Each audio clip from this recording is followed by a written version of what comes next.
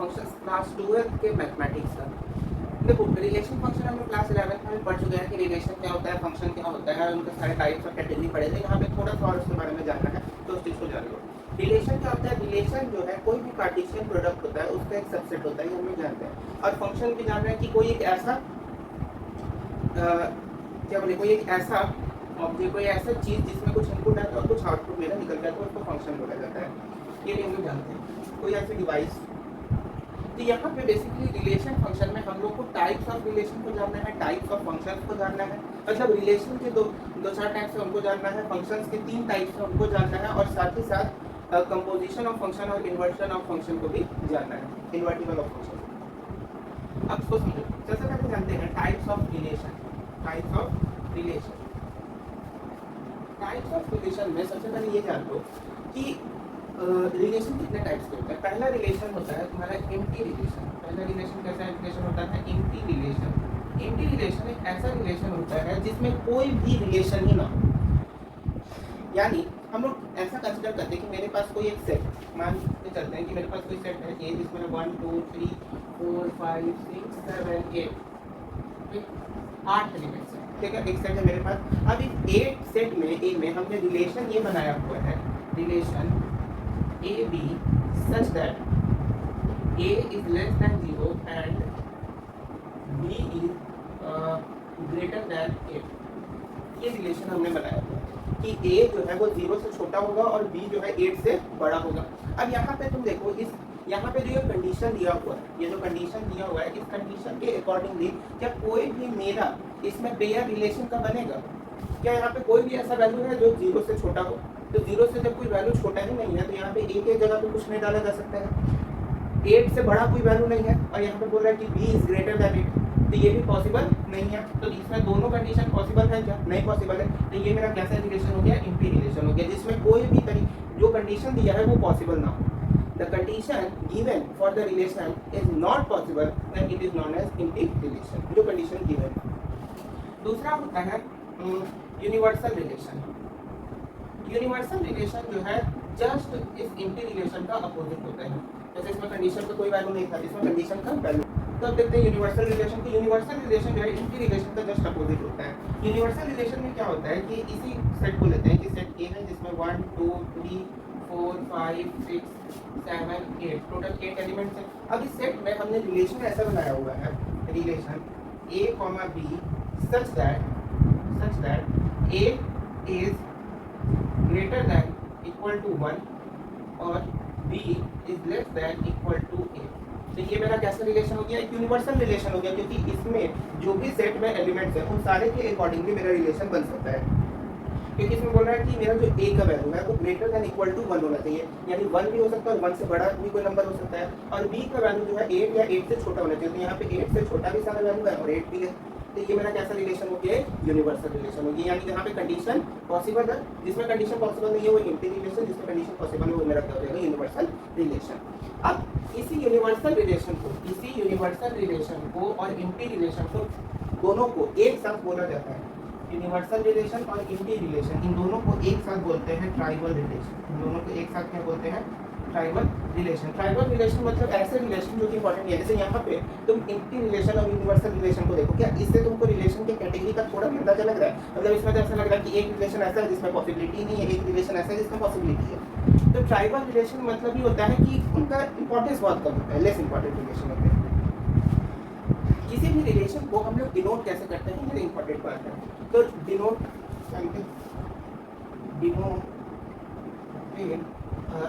Relation, किसी भी relation को हम लोग डिनोट कैसे करते हैं? जैसे अगर हम मानते हैं कि a और b इन दोनों में कोई रिलेशन है, तो इसको डिनोट कैसे करेंगे? दो तरीके से डिनोट कर सकते हैं। पहला तरीका, दूसरा तरीका। या तो हम लोग बोल सकते हैं कि a रिलेटेड टू b, एक ये तरीका है। एक किसी भी रिलेशन को डिनोट करने का, जैसे यहाँ पे हम रिलेशन डिनोट कर रहे हैं a b में, a b में अगर रिलेशन डिनोट कर रहे हैं तो पहला तरीका तो ये है कि a, b यानी a, b बिलोंग्स टू, मतलब इसको हम लोग पढ़ते हैं a रिलेटेड टू b। दूसरा तरीका है ARB यानी A is related to B, दूसरा तरीका है। अब यहाँ पे तीसरा हम लोग समझते हैं इक्विवेलेंस रिलेशन क्या होता है। फॉर योर काइंड इन्फॉर्मेशन, ये इक्विवेलेंस रिलेशन जो है वेरी इंपॉर्टेंट टॉपिक है और इसको ध्यान से पढ़ना from both point of view and competition. Equivalence relation क्या होता है? देखो इसको तीन कैटेगराइज में डिवाइड किया गया है, मतलब इसके लिए तीन कंडीशंस है। अगर कोई भी रिलेशन इन तीन कंडीशंस को फॉलो करता है तो वो मेरा क्या होता है? इक्विवेलेंस रिलेशन होता है। तीन कंडीशन कौन कौन सा है? कंडीशन नंबर एक है कि वो एक रिफ्लेक्सिव रिलेशन होना चाहिए। वो कैसा रिलेशन होना चाहिए? Reflexive relation. कंडीशन नंबर दो कि वो मेरा एक सिमेट्रिक रिलेशन होना चाहिए। कैसा रिलेशन होना चाहिए? Symmetric relation. कंडीशन नंबर तीन कि वो मेरा एक ट्रांजिटिव ट्रांजिटिव रिलेशन होना चाहिए। ये तीन कंडीशन को फॉलो करना चाहिए। अब ये तीनों कंडीशन क्या होता है? ध्यान से समझो। रिफ्लेक्सिव रिलेशन का मतलब ऐसा रिलेशन, अच्छा रिफ्लेक्सिव से याद रखो रिफ्लेक्शन। रिफ्लेक्शन कहाँ होता है? मिरर में। मिरर में जैसे हम लोग अगर मिरर के सामने खड़े होते हैं तो मिरर में हमको अपना ही रिफ्लेक्शन दिख रहा होता है, यानी जैसा मेरा बॉडी वैसा ही मेरा रिफ्लेक्शन में भी बॉडी दिखाई देगा, या मिरर के सामने जो भी चीज रखेंगे जस्ट उसका रिफ्लेक्ट जो मिरर में दिखा जाएगा। तो रिफ्लेक्सिव रिलेशन भी ऐसा ही होता है। इसमें ये होता है कि ए जो है ए बिलोंग्स टू आर। अब इसको कैसे एक एग्जांपल से समझाता हूँ। जैसे मेरे पास एक सेट है 1 2 3, तीन एलिमेंट्स का एक सेट है। इन तीनों एलिमेंट्स में हमने रिलेशन बनाया कि रिलेशन कैसा बनाया? रिलेशन बनाया है 1, 2 का, 2, 3 का, 3, 1 का, 1, 1 का, 2, 2 का, 3, 3 का। ठीक, ये हमने रिलेशन बनाया। तो इस रिलेशन में हम ये देखेंगे कि क्या मेरा ए और ए, ये मतलब ए मतलब क्या? सेम नंबर क्या दोनों एक्स और वाई पोजीशन पे हमको दिख रहा है। और इसमें ध्यान ये रखना है कि सेट का जितना भी एलिमेंट्स होगा, सेट का जितना भी एलिमेंट्स होगा, उन सारे एलिमेंट्स का रिफ्लेक्स यानी सारे एलिमेंट्स जो है वो 2 टाइम्स दोनों जगह पे होना चाहिए। जैसे यहाँ पे देखो सेट ए में पहला एलिमेंट क्या है? 1, तो 1 देखो इसमें दोनों तरफ है 1 1। उसी तरीके से 2, तो 2 भी यहाँ दोनों तरफ है 2 2, 3 भी यहाँ पे दोनों तरफ है 3 3। तो यहाँ पे ये मेरा एक रिफ्लेक्सिव रिलेशन होगा, ये मेरा एक रिफ्लेक्सिव रिलेशन होगा। अगर इसमें केवल हमको ऐसा रिलेशन दिया रहता कि 1, 2, 2, 3, 3, 1, 1, 1 और 3, 3, अगर यही रिलेशन केवल दिया रहता तो ये मेरा रिफ्लेक्सिव रिलेशन नहीं होता। क्यों नहीं होता? क्योंकि इसमें मेरा जो सेकंड एलिमेंट है उसका रिफ्लेक्शन नहीं। यहाँ पे देखो, यहाँ पे फर्स्ट एलिमेंट का एक दोनों में रिफ्लेक्शन है, 2 एलिमेंट्स का भी दोनों में क्या रिफ्लेक्सिव है, 3 एलिमेंट तीसरा है। मतलब सेट में जो भी एलिमेंट होगा, सेट में जो भी एलिमेंट होगा उन सारे का रिफ्लेक्सिव होना चाहिए, तभी वो मेरा क्या होगा? एक रिफ्लेक्सिव रिलेशन होगा, अदरवाइज नहीं होगा। जैसे कि यहाँ पे देख लो, यहाँ पे 1 1 का है, 3 3 का है, लेकिन 2 2 का गायब होता है, ये मेरा एक रिफ्लेक्सिव रिलेशन नहीं होगा, जबकि ये वाला मेरा एक रिफ्लेक्सिव रिलेशन होगा। अब जानते हैं सिमेट्रिक रिलेशन क्या होता है। सिमेट्रिक रिलेशन को ऐसे समझ सकते हो कि सिमेट्री मतलब क्या होता है? सिमेट्री मतलब इधर जैसे एक लाइन है, एक लाइन खींचे तो लाइन के इधर जो भी चीज है लाइन के उधर भी जो है वही चीज होगा। सिमेट्री मतलब क्या होता है? जैसे हम अपने बॉडी पार्ट को बीच से डिवाइड करें तो बॉडी पार्ट्स में इधर का जो बॉडी पार्ट होगा लेफ्ट हैंड साइड और राइट हैंड साइड दोनों क्या होगा? इक्वल होगा। अगर एक बटरफ्लाई को देखो, बटरफ्लाई को बीच से काट दो तो बटरफ्लाई को लेफ्ट में जैसा पार्ट होगा वैसे राइट में होगा। लीफ उसको भी बीच से काट दो, जैसा राइट वैसा लेफ्ट। तो सिमेट्रिक रिलेशन भी कुछ ऐसा ही होता है। ऑर्डर्ड पेयर याद है? ऑर्डर्ड पेयर को बताए थे, उसी टाइप का सिमेट्रिक रिलेशन। अब सिमेट्रिक रिलेशन में बोलता क्या है उसको समझो। इसमें बोलता ये है कि अगर दो रिलेशन A1 और A2 रिलेटेड है, जैसे A1 और A1 जो है अगर A2 से रिलेटेड है, जैसे इसका मतलब क्या होता है? A1 रिलेटेड टू A2, तो A2 जो है वो भी A1 से रिलेटेड होना चाहिए, यानी कि जस्ट उसका अपोजिट। जैसे A1 A2 से रिलेटेड है तो A2 भी A1 से रिलेटेड होना चाहिए। A2 is also related to A1। तो इसका एग्जांपल देखते हैं। जैसे एक सेट लेते हैं 1 2 3 4 5, एक सेट ले ली। अब इस सेट में हमने बहुत सारा रिलेशन बना दिया। हमने क्या किया? बहुत सारा रिलेशन बनाया। जैसे पहला रिलेशन बनाया 1, 2 का, दूसरा रिलेशन बनाया 4, 5 का, तीसरा बनाया 3, 4 का, चौथा रिलेशन बनाया 3, 2 का, पांचवा रिलेशन बनाया 1, 1, दूसरा 2, 2, तीसरा 3, 3, 4, 4 और 5, 5। ठीक, तो यहाँ पे इस रिलेशन में क्या ये मेरा एक रिफ्लेक्सिव रिलेशन है? रिफ्लेक्सिव हम पूछ रहे हैं, ध्यान रखना। यहाँ पे हम बता तो सिमेट्रिक रिलेशन रहे, लेकिन क्या ये मेरा रिफ्लेक्सिव रिलेशन है? सोचो, बिल्कुल रिफ्लेक्सिव रिलेशन है, क्योंकि सेट में कितने एलिमेंट्स हैं? 5 एलिमेंट्स हैं और पांचों एलिमेंट्स का मेरा जो है रिफ्लेक्स गिवन है, तो एक रिफ्लेक्सिव एलिमेंट रिफ्लेक्सिव रिलेशन होगा। अब ट्रांजिशन देखते हैं। ट्रांजिटिव के लिए हमको ये देखना है, जैसे मेरा अगर 1,2 गिवन है,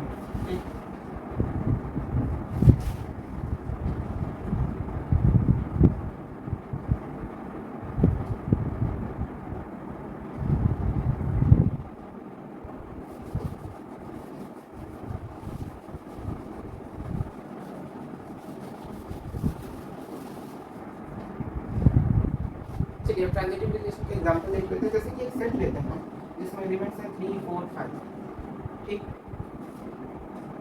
तो इसका रिलेशन हम बनाते हैं कुछ ऐसा कि 3, 4, एक पहला रिलेशन, दूसरा बनाते हैं 4, 5, तीसरा बनाते हैं 3, 4, तीसरा क्या बनाते हैं 3, 4, चौथा बनाते हैं 4, 3, पांचवा बनाते हैं 5, 4 और नेक्स्ट बनाते हैं 4,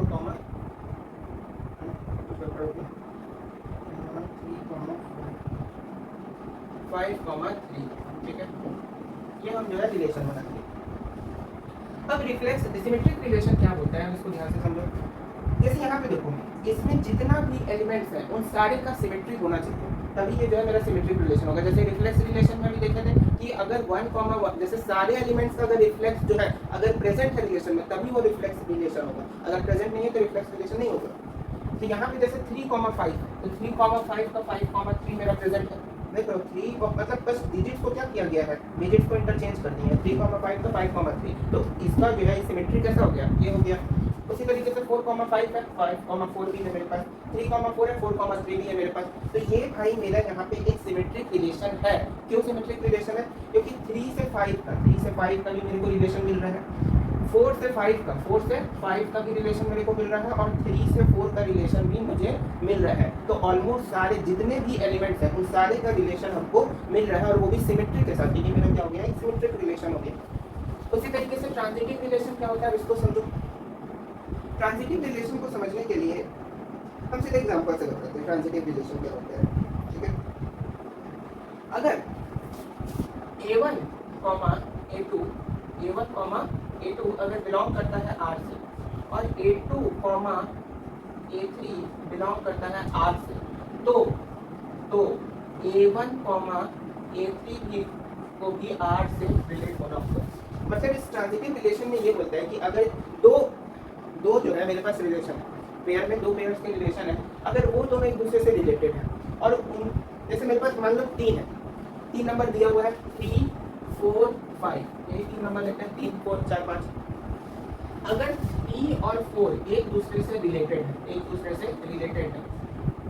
4, 5 भी एक दूसरे से रिलेटेड है, तो 3, 5 भी अगर एक दूसरे से रिलेटेड होगा, यानी 3, 4 एक दूसरे से रिलेटेड है, 4, 5 भी एक दूसरे से रिलेटेड है, तो 3, 5 भी अगर एक दूसरे से रिलेटेड होगा, तब मेरा ये क्या होगा, एक ट्रांजिटिव रिलेशन होगा। अब कैसे इसको समझते हैं, एग्जांपल से बताते हैं।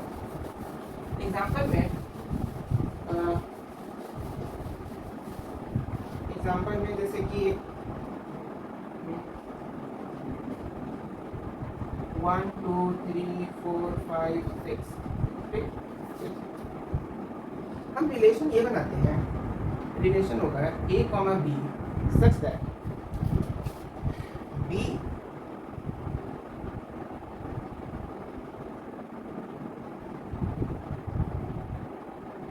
is divisible by A। ये हम रिलेशन बनाए, ये हम क्या बनाए, रिलेशन बनाए।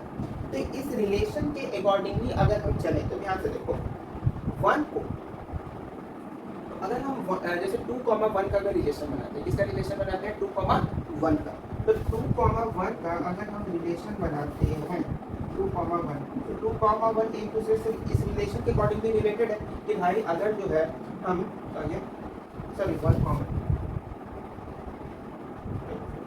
1, अगर हम 2 को 1 से डिवाइड करते हैं तो मेरा 2 आएगा, इसमें कोई टेंशन नहीं है।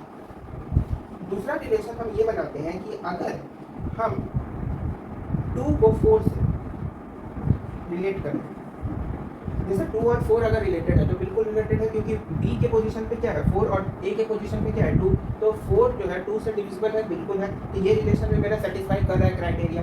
अगर ऐसा दो ही से समझो, एक और रिलेशन बना सकते थे, जैसे इसकी जगह लिख सकते थे कि 3,6 इस 6 जो है क्या डिविजिबल है 3 से, तो हाँ है, लेकिन दो ही रिलेशन का यहाँ पे काम होता है, जहाँ पे दो रिलेशन का उसका है तो समझो।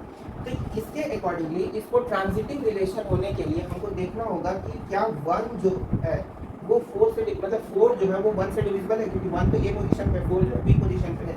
तो यहाँ से हमको ये देखना होगा कि क्या मेरा 4,1 जो है वो भी रिलेशन के क्राइटेरिया को सेटिस्फाई कर रहा है। तो क्या 1,4 जो है वो भी मेरे रिलेशन के क्राइटेरिया को सेटिस्फाई कर रहा है। तो 4 जो है अगर बी पोजीशन पे डाले और 1 पे ए को डाले तो 4 इज डिविजिबल बाय 1, बिल्कुल सही बात है।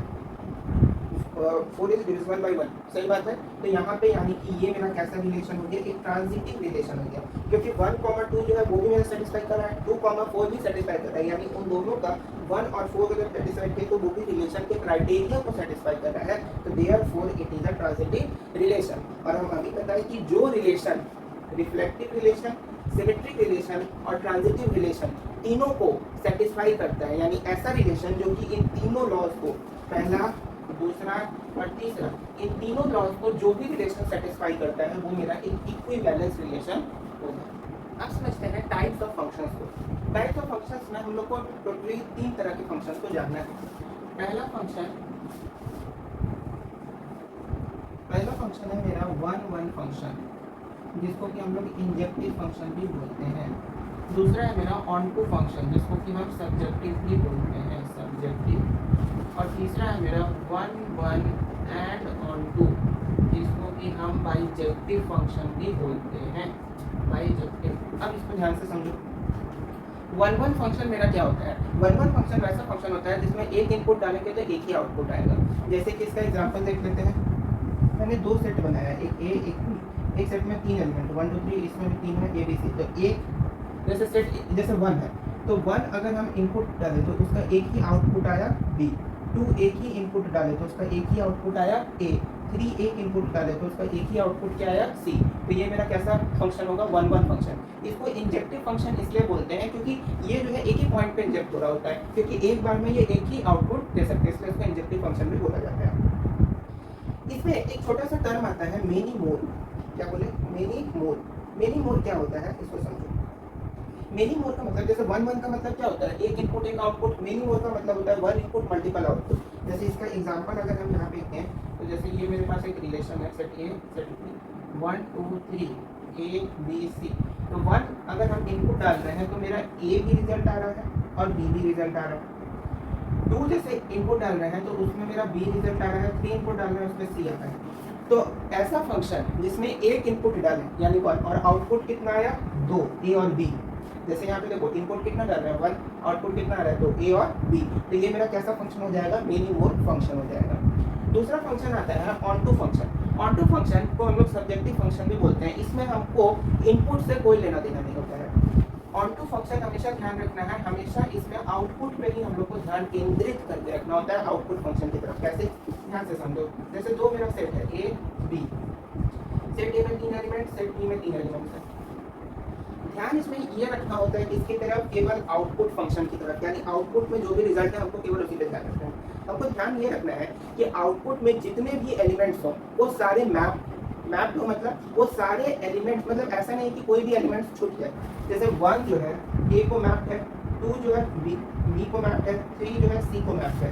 तो ये मेरा एक ऑन टू फंक्शन होगा क्योंकि इसमें ए बी सी यानी कि आउटपुट के जितने भी एलिमेंट्स हैं वो सारे के सारे क्या है? मैप है। मतलब सारे के सारे, मतलब मैप कैसे बोले? इमेज समझ रहे हो ना? हम तो बताया भी रिलेशन फंक्शन में सारे के सारे क्या मैप है, तो वो मेरा क्या होगा? एक ऑन टू फंक्शन होगा। अगर कहीं ये दिया हुआ है ऐसे, एक बार थोड़ा बड़ा है, ए बी 1 2 3 4 5 5 है, ए बी सी डी ई।